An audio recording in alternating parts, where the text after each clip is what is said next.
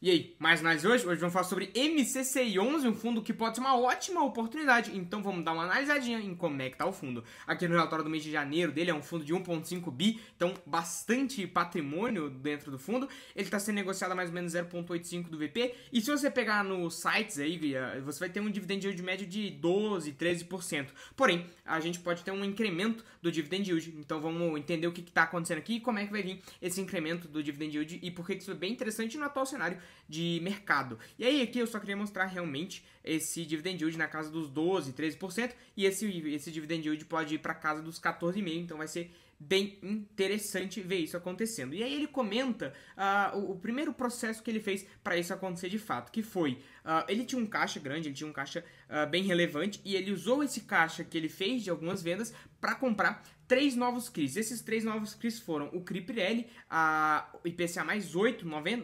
80 milhões na realidade, no CRI Pirelli, de um imóvel logístico da Pirelli, lá em Campinas, né? Pirelli é a produtora aí de pneus, então um galpão logístico lá da Pirelli, Campinas, a IPCA mais 8, com algumas garantias, a gente já comenta um pouco mais sobre elas, mas interessante comentar sobre ele, porque foi uma boa aquisição, a gente já comenta um pouco mais sobre ele, mas uma boa aquisição no geral. O CRI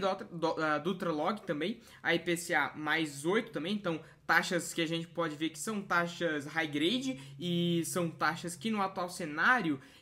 são taxas superiores à média do portfólio, só que no portfólio na curva, não é na taxa MTM. Então, são taxas que ajudam de toda forma o fundo a gerarem um rendimento maior do que o valor que está em caixa. Então, esse valor que estava em caixa, esse valor que na realidade estava em caixa por causa da venda de CRIs, ele aloca em operações ali que podem trazer um retorno maior do que o caixa traria para ele. Então, de toda forma, foram compras interessantes. E esse CRI do Ultralog aqui, talvez, vamos ver, quem sabe é de um fundo imobiliário, e eu quero ver quem sabe de qual fundo imobiliário é desse aqui do CRI do Ultralog. E também tem o CRI do Mercado Livre, que aí eu não vou fazer suspense também. Vamos ver quem acerta o do CRI do Ultralog mais do CRI do Mercado Livre. Também a taxa de IPCA mais 8, 50 milhões, assim como o do Ultralog. Aí sim, a gente tá falando do fundo imobiliário HSLG11. Eu vou deixar o vídeo aqui no card para você assistir depois, mas interessante comentar sobre esse CRI também do Mercado Livre, do HSML, HSLG, um fundo que eu também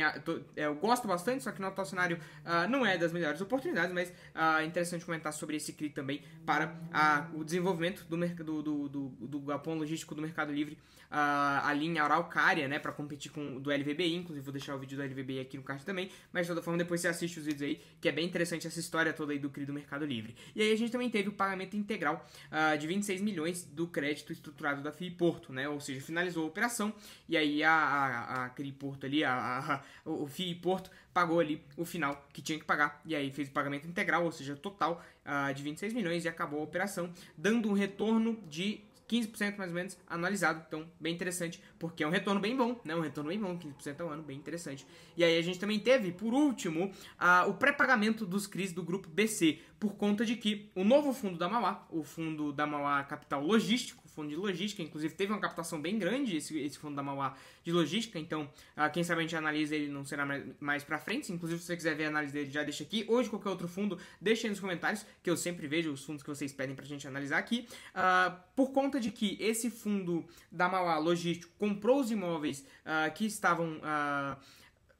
como garantia desses CRIs aqui do Grupo BC, a gente teve aí o pré-pagamento dos CRIs do Grupo BC, a gente está falando de mais ou menos 202 milhões, e aí a gente, ou seja, você recebeu 202 milhões, e aí a grande dúvida que fica quando você lê isso é se teve o pagamento de multa ou não, e a gente já comenta um pouco mais sobre ela aqui embaixo. Mas antes de comentar sobre a questão de será que teve multa, será que não teve, beleza, ele acabou de alocar o caixa, já tem mais 200 milhões em caixa de novo para ele, antes de comentar sobre isso, vamos comentar um pouco mais da tabela média, porque hoje você comprando o MCCI a R$75, que é o que ele está sendo negociado, é a mesma coisa que você comprar a carteira dele a uma taxa de é a mesma coisa que você comprar um CRI a IPCA mais 16%. Então é bem alto, menos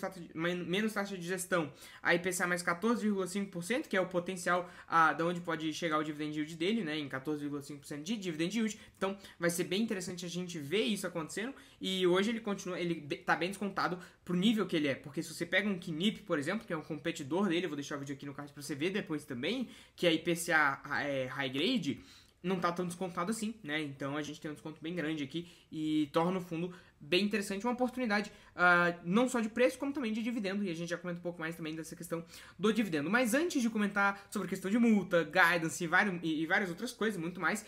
eu tô fazendo esse vídeo numa pegada um pouco mais devagar, falando um pouco mais devagar, porque tem muita gente que sempre comenta em vários vídeos aí, não, que fala muito rápido, o vídeo tá em 2x, então várias pessoas comentando sobre eu falar muito rápido, então estou falando mais devagar, e aí eu quero saber a tua sincera opinião. Se você acha que falando mais devagar ficou mais tranquilo de você entender, ainda tá rápido, ficou mais tranquilo, ficou melhor, ou também você não gostou também, se você achou que, não, tá lerdão, desse jeito aí tá ruim, enfim, deixa nos comentários que eu realmente quero saber a tua opinião. Então, se tá melhor, se ainda dá pra melhorar, ou se tá pior pra você, tá mais devagar, enfim, você tá querendo acelerar o vídeo aí, não consegue botar acima de 2x, então me fala aí qual que é a tua opinião sobre isso, se tá melhor ou não, se tá mais devagar, se tá mais fácil de entender, ou se tá mais rápido, ou se querendo ou não, continua rápido, então você me fala aí, fechou? E aí quando a gente fala de pipeline do fundo, a gente tem 200 milhões dele entrando por causa desse pré-pagamento, né, ou seja, você pagou adiantado do vencimento, o vencimento seria lá em 33, você paga já agora, um pré-pagamento, a gente tem esses 202 milhões entrando para o fundo, e aí o fundo já tem um pipeline, né, como é que eu transcrevo isso para o português? Ele já tem uma linha de negócios de CRIs para serem comprados, né? Ele já tem um guia de quais CRIs que ele vai comprar e ele quer alocar esses 202 milhões a uma forma de aumentar a taxa média do fundo para poder incrementar o potencial de distribuição. Então a gente não só teve os CRIs que ele vendeu que trouxeram uma taxa para o fundo interessante e uma remuneração maior do que o valor que estava em caixa, como também esses 202 milhões aqui entrando, que se o fundo fizer boas alocações, ele também consegue aumentar o dividend yield. E não só isso, como também a gente teve, como o Grupo BC fez um pré-pagamento, quando você faz um pré-pagamento, normalmente você sempre tem uma multa, né? Então foi a grande dúvida que ficou aqui no pré-pagamento é se realmente tinha ficado alguma dúvida. E aí, realmente, se realmente tinha ficado alguma multa, né? E aí, realmente, teve uma multa de 0,24 centavos por cota. E isso é muito bom porque ajuda o fundo a aumentar o valor que ele tem em caixa, né? Então, vai ser bem interessante. A gente já junta todos esses pontos, mas aí, juntando já não só esse pipeline, quanto também o pré-pagamento, eles já dão um guidance pra gente que fica entre 0,8 e 0,9. E aí, dizendo a gestão da Mauá, acredita que o dividendo fique perto de 0,9 por mês. E isso daria, justamente, se você anualizar esse dividendo de 0,9 por mês, ele dá um dividend yield nos preços atuais de 14,5%. Então isso é bem interessante porque ele conseguiram manter a banda superior do guidance, que é o que eles dizem que acreditam conseguir fazer durante esse primeiro semestre, e jogando isso também para o segundo semestre, quem sabe, a gente está falando de um dividend yield aí de 14,5%, ou 13%, 13,5% também. De toda forma, continua sendo muito interessante, porque se você pega o KNIP, paga 12%. 14% para ter quase a mesma qualidade, é a mesma coisa que você tem no RBRR, né? Você paga uma qualidade, inclusive vou deixar o vídeo do RBRR aqui no card, você tem uma qualidade parecida, do RBRR é bem mais parecida com o do KNIP, mas de toda forma o do MCCI aqui também é parecida com o do RBRR11 e do KNIP 11, a qualidade é parecida, e de toda forma você tem um rendimento maior, então isso é sempre interessante a gente ter essas assimetrias de mercado. Então esse dividend yield aqui pode continuar alto, né, e esse dividendo pode continuar alto, dando um dividend yield interessante. E também,